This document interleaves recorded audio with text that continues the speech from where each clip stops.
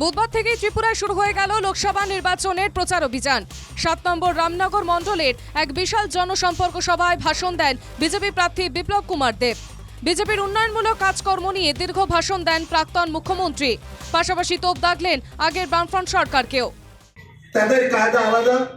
তারা বলবে নারী সমিতির নামে বাড়ি থেকে আসন বৌদি দাদারে কতক্ষণ আপনি ভাত খাওয়াইবেন, আপনিও তো নেতা হইতে পারেন, চলেন লাইনে চলেন।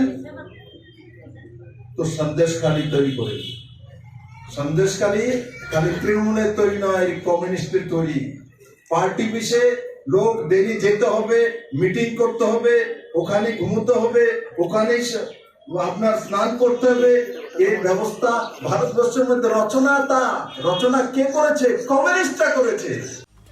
এদিন মহিলা আত্মসহায়ক গোষ্ঠী এবং বিভিন্ন এনজিওর সদস্যদের সঙ্গে মত বিনিময় করেন বিপ্লব কুমার দেব। বিজেপি সরকার ক্ষমতায় আসার পর মহিলাদের স্বাবলম্বী করতে যে সব পদক্ষেপ নেওয়া হয়েছে তাও তুলে ধরেন নিজের বক্তব্যে।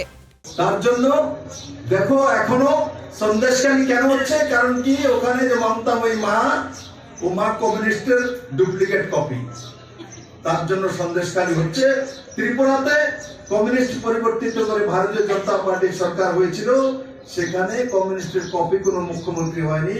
আপনাদের ছেলে নরেন্দ্র মোদীর বিচারধারা, ভারতীয় জনতা পার্টি, দীনদয়াল উপাধ্যায়ের বিচারধারা, অন্তিম জনের পার্টি, মহিলা সশক্তিকরণের পার্টি।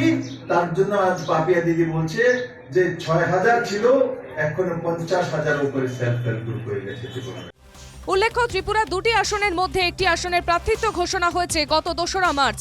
একটি আসনে প্রার্থিত্ব ঘোষণা এখনো বাকি। তবে বিরোধী দলগুলিতে তেমন কুচকাওয়াজ দেখা যাচ্ছে না। কংগ্রেসে প্রবল গোষ্ঠী কোন্দলে দল ছাড়ছেন একের পর এক নেতা। বিপরীতে বয়সের ভারে নতজানু বামফ্রন্টও কার্যত অপ্রাসঙ্গিক। আগরতলা থেকে সুদীপ রাতের রিপোর্ট, NKTV বাংলা।